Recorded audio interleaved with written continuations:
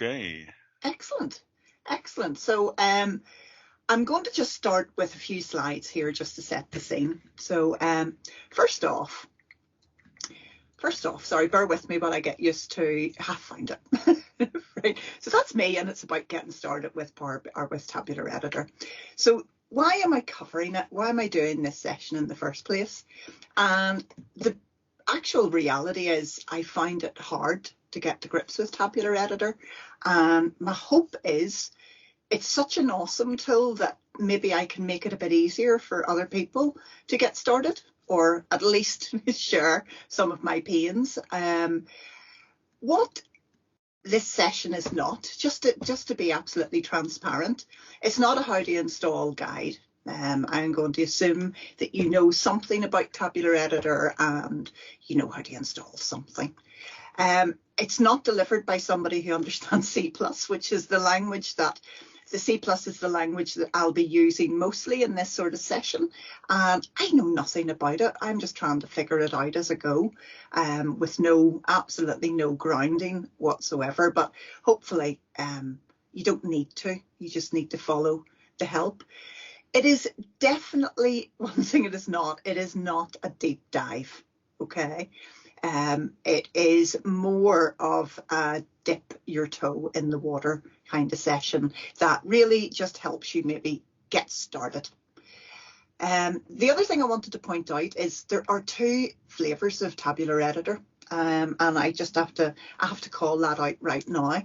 There's the Tabular Editor 2, which is open source and therefore free. And there's the Tabular Editor 3, which has just been released in the last few months. And it's a commercial offering.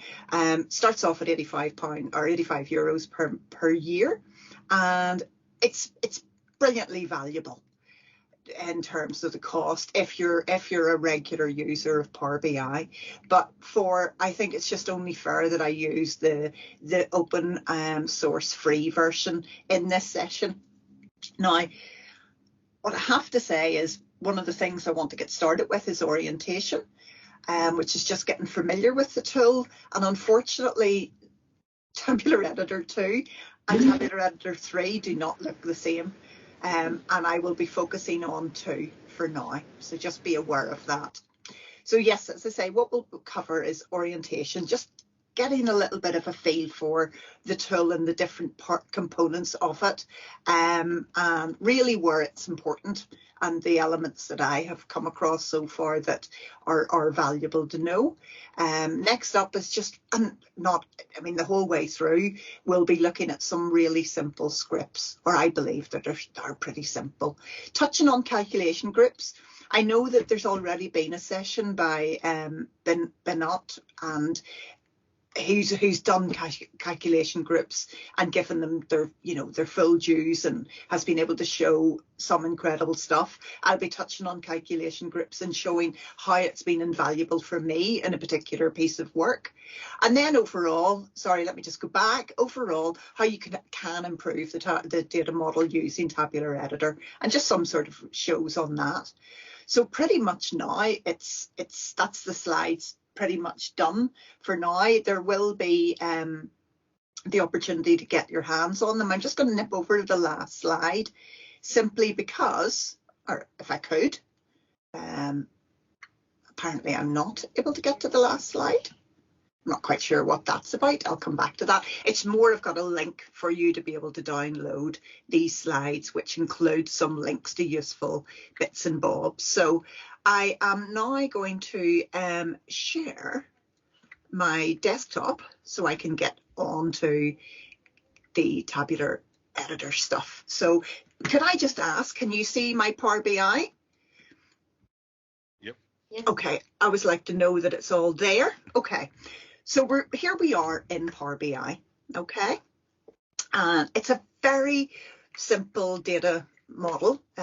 We've just got some tables, we've got some fields, some things that I need to do some calculations on. I need to do some tidy up work on, just a data model that I can use Tabular Editor for to help me do things. So first off, It exists in the external tools, and there's the two flavors. I've mentioned 3 and 2, and I'm going to stick with this first one, and I'm going to click on it, and it is going to open up Tabular Editor. Voila, here we go, and we have a direct connection between this tool and this Power BI file.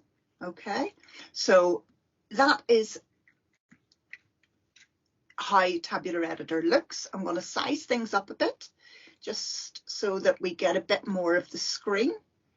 And then I'm going to go into a little bit about orientation, if I'm even saying that word properly. So let me just collapse everything here for a moment instead of having them open. And then so we look here. So in the 2 version, everything is always the same. So here is the actual model.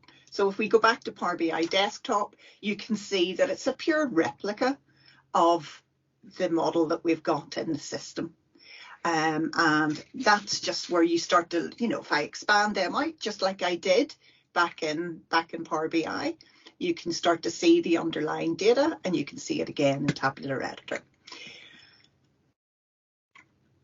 We have down here a properties area.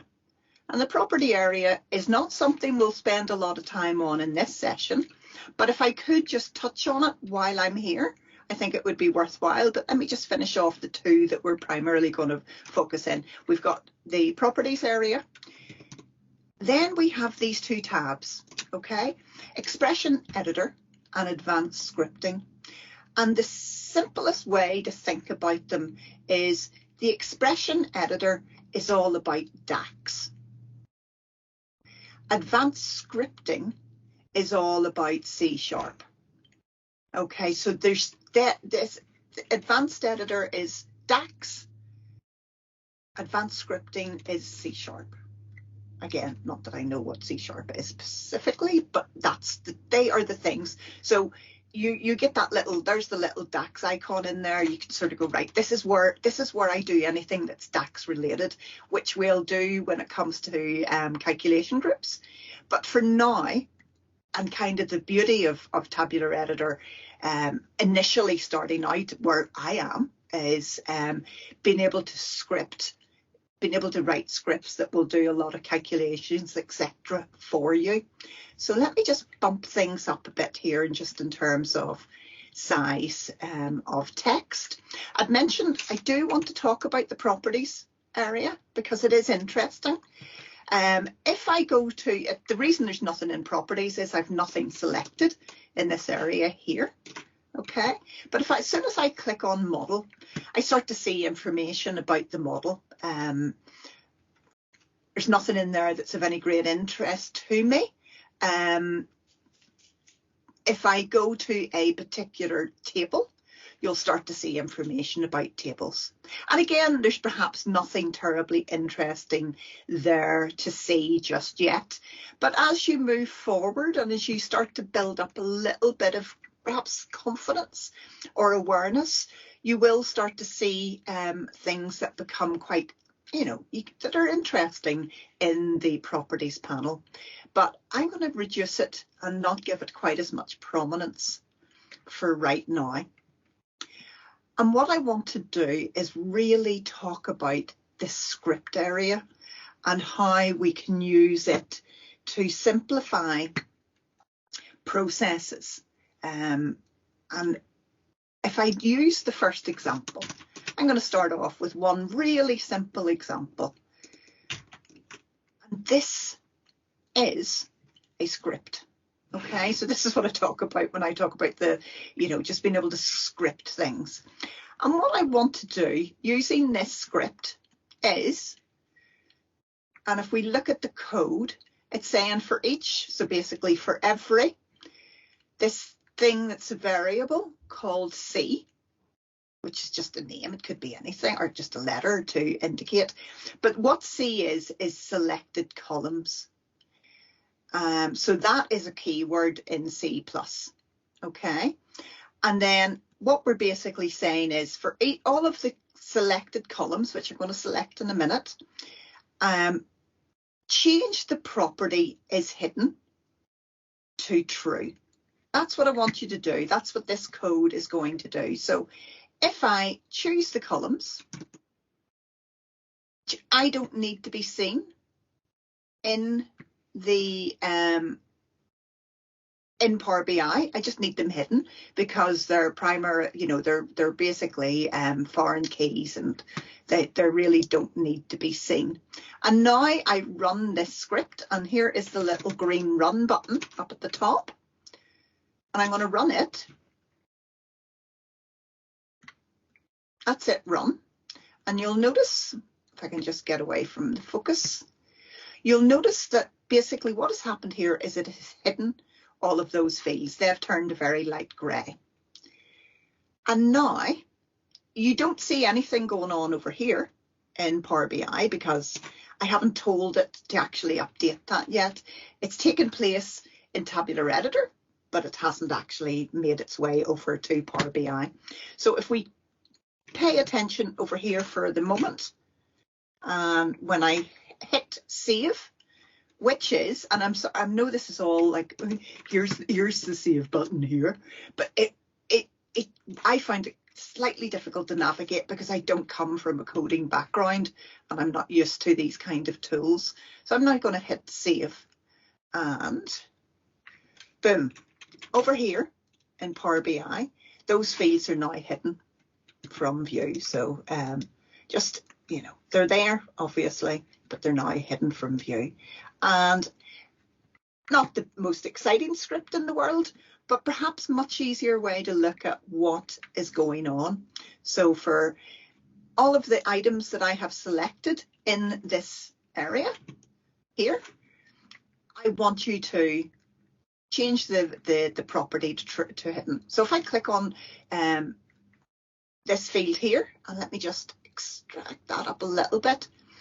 Here is the actual, remember I was saying about the property field, not at the very beginning, but you start to recognize certain things. There's this is hidden is now, that is obviously the metadata name for it, and it is now true that it is hidden. So that's the first script.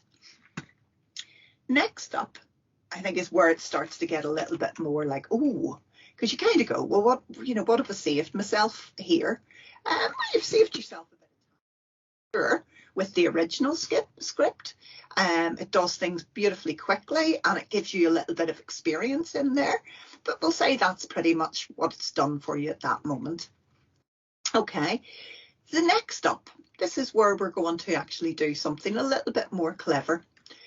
We've got a for each again, and we've got, see, in selected columns, right? So that's a keyword, which is one in this system. And what we want to do is, for every column I select, and I'm going to actually select the columns I'm interested in now. So I have them selected. I want you to create a new measure for each of those. Okay. I want you to then give those new measures a name, which is to say, put total in front of it and the name itself. So the very first one I've selected here, probably very difficult to actually see from where you are, but the first one is commission. So whenever it's completed, it's this exercise, that's going to be a measure called total commission. The next one's going to be a measure called total fees, and so on until it's finished. And what it's going to do, if we look at this line here,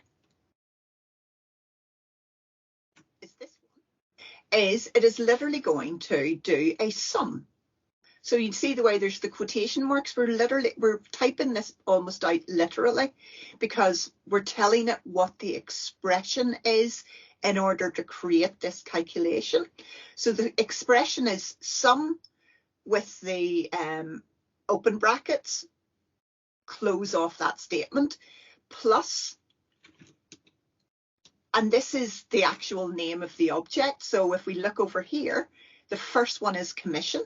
So it's saying sum, right, literal, plus full object name, or DAX object full name, which in this case is actually the table name plus the plus the field name. So it's given its proper name. And then the tail end of the expression is just to close the brackets. So I hope you can see that it's literally saying do that, right? So hopefully. So I'm going to run that script now. I've already made the selections. I'm going to show you something before I'm going to deselect these so that there's nothing selected. If I only knew how to do that, and I'm going to run that script. And you think, I don't know how many times I did this in practice, that I was going, why is that not run? Because maybe I'd worked on it a few times and had made mistakes, maybe not on this one, but on ones I was trying to, a little bit more complex, trying to run the script. It's just, you need to make sure that you've selected the items that you actually want to run that script against. So I'm going to hit run. And now there are our new measures that have been added to the model, and at the minute they've all got little question mark icons. And the only reason for that is because Tabular Editor knows about it, but so far Power BI doesn't. So I'm going to just simply hit save, and now they have been added. And another thing that it did, if you don't mind me drawing attention back to that, is it hid the base measure. So they're no longer required anymore. We don't need to see them. So commission fees, GWP and pay transaction amount, the actual fee names themselves have gone. So that's sweet, just in one boom. And if this is a script, I'll show this just this one time. If this is a script that you know you're going to use time and time again, you can save it. So in this, in 2 version, it's just a question of hitting that green plus icon, and you can save it somewhere. And yeah, and we'll call it save version. Better word, badly spelt, but I'll survive. So now I should be able to call on that again. And I actually have to admit that I didn't custom actions. I can just then call on my save version when I want to do that again in the future, when I go to my next Power BI model that isn't this one, and I just want to simply do sums of, and I just want to be able to do that fast without having to bother myself writing them all.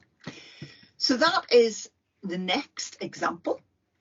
Now, let's see where we are with this one. Next up, I'm going to show you how you can do a number of measures all simultaneously. So here we go. I'll just take the properties field down a bit again, so we've got more room for that. So this time, and again, I just want to spend a little bit of, in this case, this is a script where we define the date column. So in my case, my date table that's the name of it. And now we're at the for each again. So we're basically starting this, it'll be a for each. But if you'll notice here, it's not selected column, it's selected measures. Right, so, but it's going to go on and do exactly the same thing. So if we take here, we are going to create a measure that is going to do a total year to date against the transaction table, against a particular, whatever is the selected measure.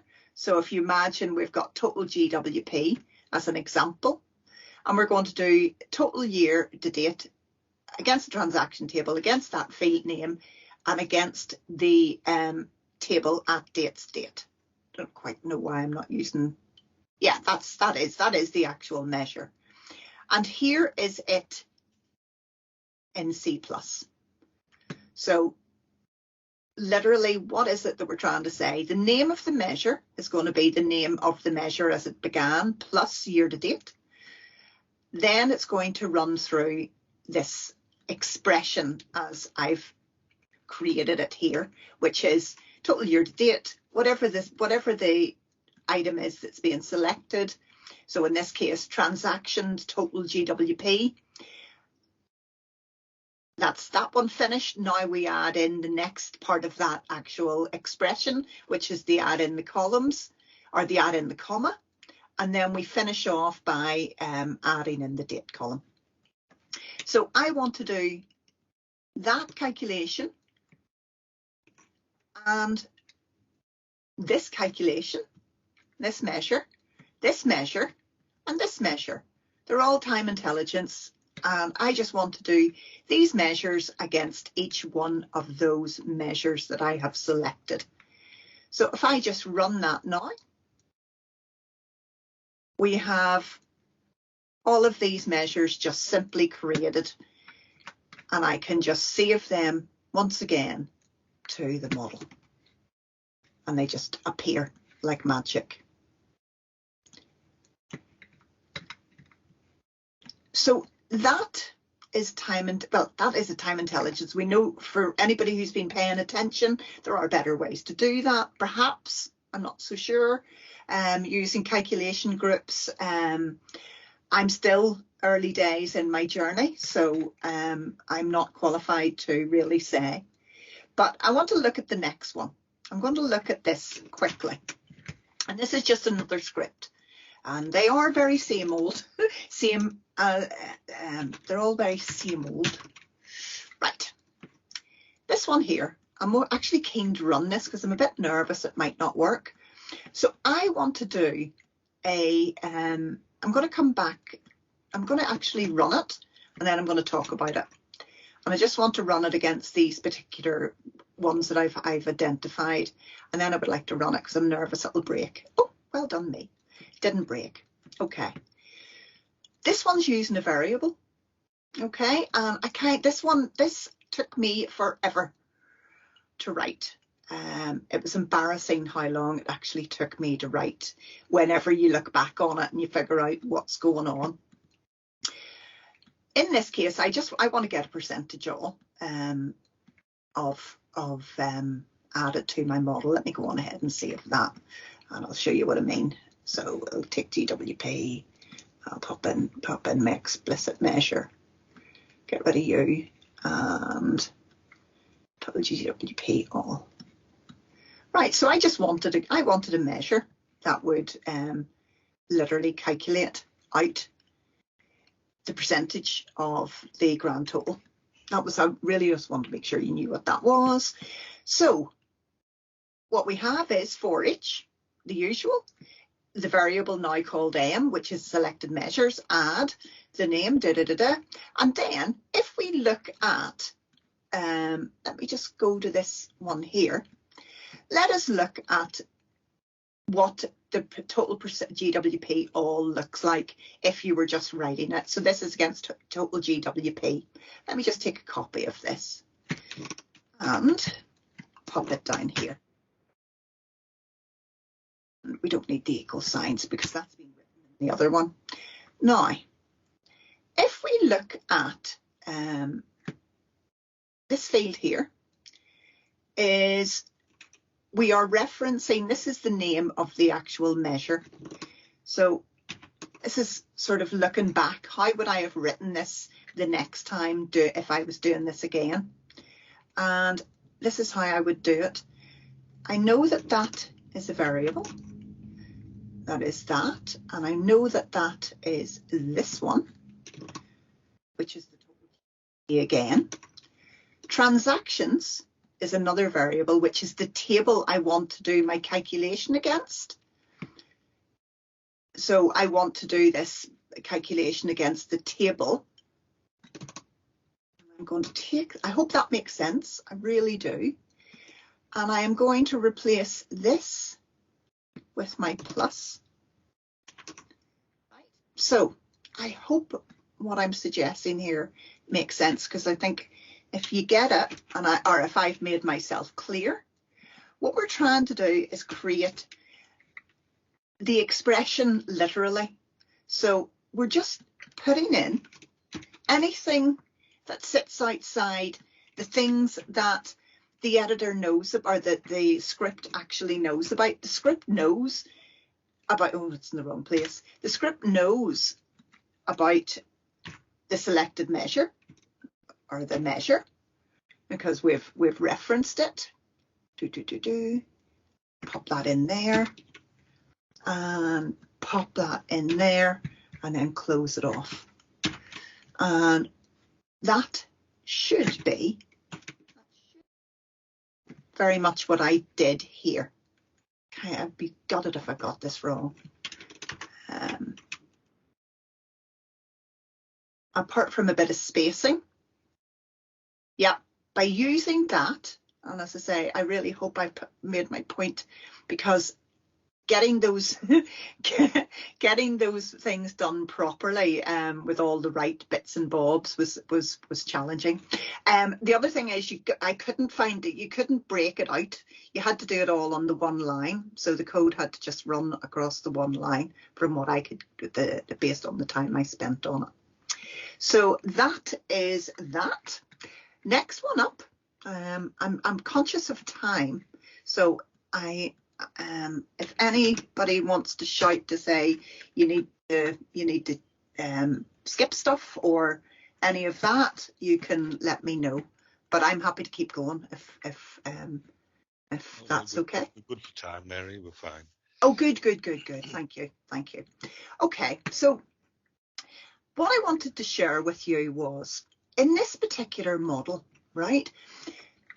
There is a really big need for being able to look at the data across different times, or when I say times, I mean dates. So one person might want to look at this model on the date something was created. Maybe somebody in accounts wants to look at the information against the date it was settled. Okay, so just, it's all to do with the fact that there are two dates.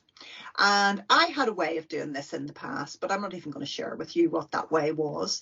I'm sort of cringing about it, because calculated tables make this an absolute dream. So first off, again, about orientation. If you want to create a calculated table, you must do it from the model, okay? It won't work anywhere else. So create new. It's not going to happen anywhere else. It's going to happen here at the model level. We're going to say create a new calculation group, which I think I was calling table, but and we'll call it which date. Right, so we've got, hopefully, no. Right, do you remember I'd said sometimes the property window is handy? I did type that in, but it didn't hold, so I've got the chance to just do it. That's the name, and it is now which date. And the name which you put here, we just repeat it. So the name is replaced with the name of the calculation group. There'll be no best practice terminology from me. It will just simply be, this is what you do. Okay, so the new calculation, and then we'll do it, which will be, we'll call this one created. And do a new one, and we'll call this settled.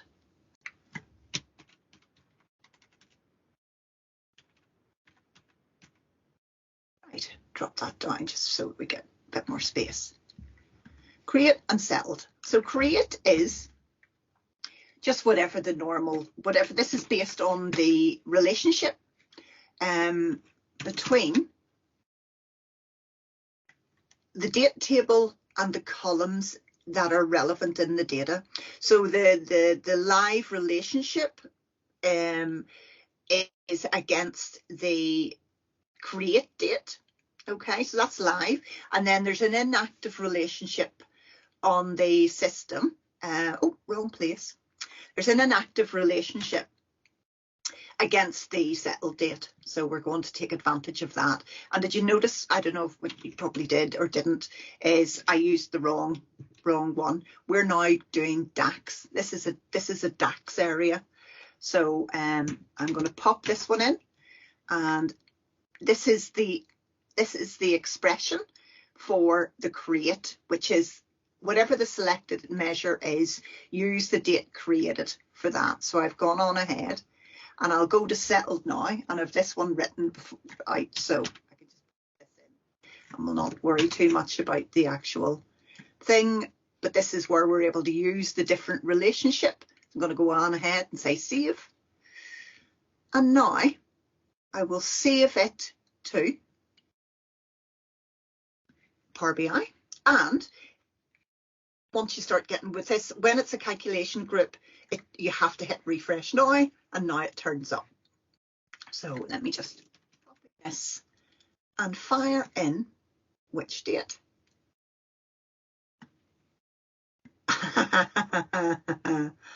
Let me see, what have I done wrong? What have I done wrong? I don't think that's got anything to do with it.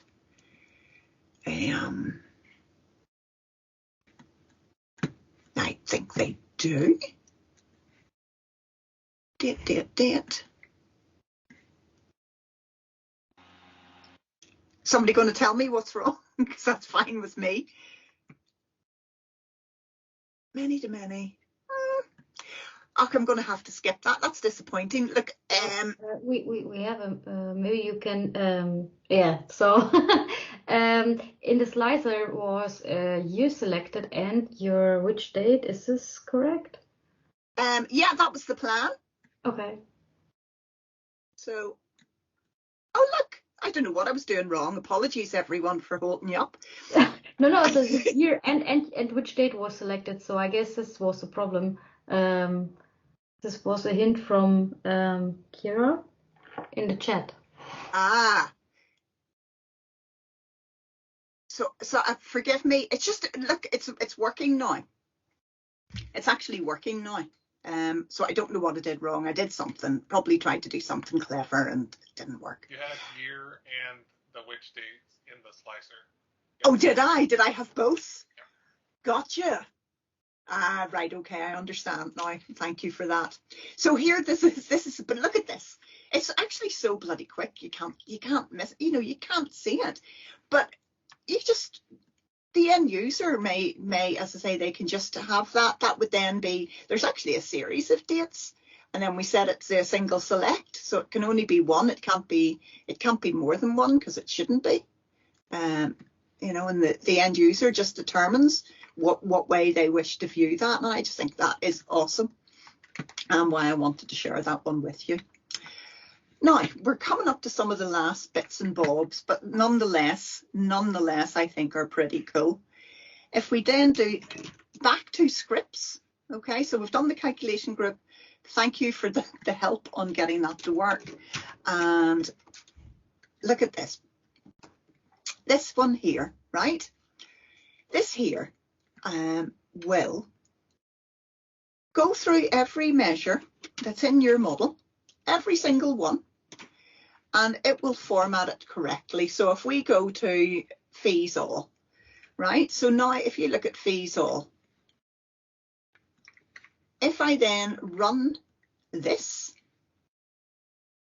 it will basically say for all measures in this model, I don't have to select anything because it doesn't need selecting.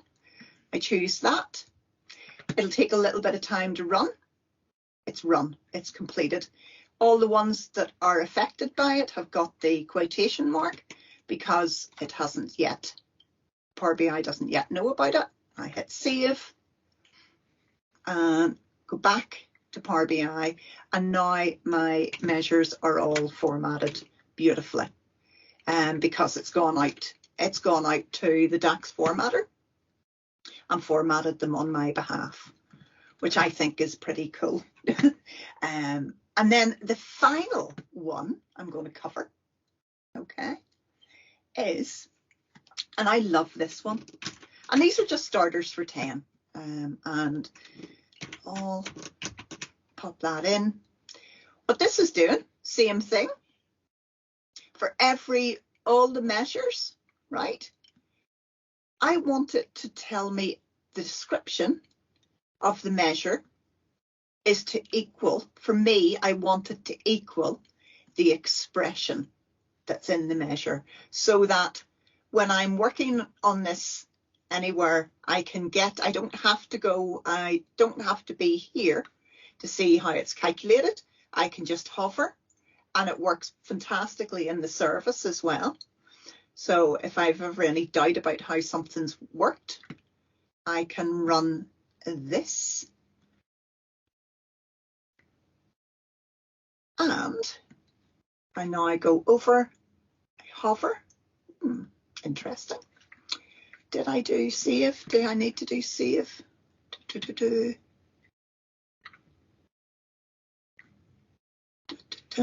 run it, didn't I? Just going to do it again just for. All right. There it is. Can you see now in the description that it actually tells me exactly how that measure was calculated? So as I say, I think that's pretty cool. Now, bear with me a moment or two. Aha. That's great. And what I would like to do now, if you don't mind, is get to, yes. One, I want to be sure that I've covered off what I wanted to cover. What will be covered? Orientation, just about getting used to it. As I say, I didn't find it easy, so I'm hoping it will have become easier for you. And I've introduced you to some really, really simple scripts. And you can only move up. You've seen calculation groups, again, used in my case to serve a really, really superb use case. I love it. And how you can improve the data model, certainly by improving your, just making sure that all your DAX is written well, etc. And then I love the ability to be able to quite easily see how calculation is done without spending too much time on it. I would like to get to slide 7, which I apparently am not able to do, which is most disappointing. So I'm just going to have to go back to share screen. Shall I see if I can advance it? Because it says here I can navigate forward. So just see if I can skip on to slide 7. Can you get me to see? Yeah, because otherwise I'm just going to go and grab it and bring it over, because I just wanted to share some links, No, including. No, don't worry. I'll go grab it. I'm not. Let me just get that over. So hopefully you can see this, and we'll just ignore everything else. So here are some useful links. One, if you wanted these slides that have these links in them, you can go to bit.ly, and the code is power break 04 October 2021, all lowercase, if you wanted to go and grab the scripts themselves. And the scripts that I had are in there, the scripts that I was using, and then what I think are really useful links. So Tabular Editor documentation, that takes you to you can make your decision around whether Tabular 2 is right for you. If you're just getting started, I think it's probably is. And Tabular Editor 3 does come with you can go for a 30 days trial. All I would say is it's a lot more advanced, and because of that, it has a lot more features, and it's a little bit harder. It's a little bit easier to get lost. And I'm kind of thinking, to get started, you might be better in the free version for that reason alone. Not because, I mean, the capabilities in there are fantastic. There's links to additional useful scripts that are way better than mine. There's some information on advanced scripting. There's the link to Bernat, who you've already have. He's covered, who is going to be one of the people to watch when it comes to Tabular Editor. He's doing some awesome stuff. We've got some more ultimate guide to dynamic measures, again, for people who are ready to take things to the next level. You've got other links there. And then the final one is the acknowledgement to the person who created Tabular Editor, which is Daniel. And this is a link to a 4-part series on Tabular Editor, where he takes it through over 4 different, from the beginning introductory right through to full-on DevOps, and probably awesome, amazing stuff that you can do with Tabular Editor that I probably will never see. But I wanted to say, look, you can go and get information from the horse's mouth. All I hope to have done, I hope I have, is give you a little bit of a starter for 10, and hopefully got you interested in this awesome tool. And I think that's it for me for now, unless obviously anybody has questions. I'm more than happy to try and answer. I'm going to stop sharing for now. That was brilliant. Thank you very much, Mary. That was really good. I hope everybody else enjoyed it as well. It was really great. Good. Yeah, I need to get more into it as well. It's fantastic. I kind of really wasn't sure about the value of it. Right, we're kind of seeing some of the things that Bernard's done, obviously, even just, although you say they're fairly simple C# scripts, right, but they can certainly increase productivity. And it's not, 100%. And thank you very much for the comments. It's very nice to see them popping up. Yeah, it's, I think I had the luxury of a little bit of time on my hands. And to be honest with you, I think that's what helped. I did have, and not everybody has that. But it won't be easy, even when you go it alone, because if you're anything like me, you'll make mistake after mistake after mistake and kind of going, I don't know what I've done. And it's always stupid stuff. It's like I hadn't selected the things I wanted it to do, and go, why is it not working? And you go, well, you haven't actually selected the selected things. So, but it's worth it. I think it's absolutely worth it. If you work with Power BI on any regular basis, you can do some, and you know what else as well? Sorry, I will shut up in a second. But the scripts, I think what will happen is other people will write them. You don't need to. Yeah. I think there'll be, if there isn't already, I'm sure someone will start to build a library of really useful scripts. Yeah. There's some links in there. Yeah. So, thank you very much. Excellent. So, does anybody else have any other questions? You can bring yourself off mute if you want, or you could just type it in a chat window. I don't really think there was any questions that we missed. When I do sessions, I never get questions, and it never bothers me, because I always do things that are I hope anyway. I hope my aim is to stay where I am, which is, keeping it simple, and doing the simple stuff, but hopefully doing it in a way that helps other people. Yeah. Well, definitely. I think it's certainly helped me understand a lot more the value of Tabular Editor. Excellent. I messed around with it, but not really kind of, not really used it in anger, let's say. Yeah, and and as I say, unfortunately, to get fully to grips with it, you do have to devote a little bit of time to it, and that I do understand. That. Well, hopefully, this video you can go back to it if and if you need that help. So. Brilliant. Thank you very much, Mary. Doesn't look like there's any other questions.